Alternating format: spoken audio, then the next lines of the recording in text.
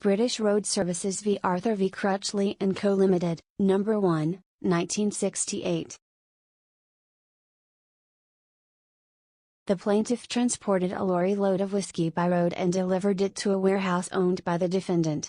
Upon arrival, the whiskey was unloaded and placed on a trailer for the next leg of the journey, which was to take place the following day. Overnight, the warehouse was guarded by security, but the whiskey was in view of the public.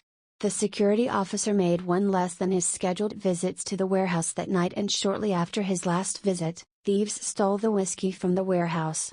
The plaintiff paid the whiskey owners compensation and subsequently sued the defendant for negligence.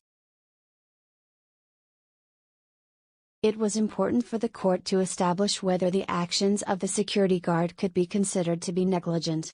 If so, this would help the court to decide whether the defendant was liable for the loss. There was also a clause in the contract between the parties which limited the liability of the defendant for loss in such circumstances. The court, therefore, had to establish the amount that would be owed in damages, taking this into account, if the defendant was found to be liable. It was held that the protection provided by the defendant was inadequate, and therefore the defendant's negligence was deemed to have caused the loss.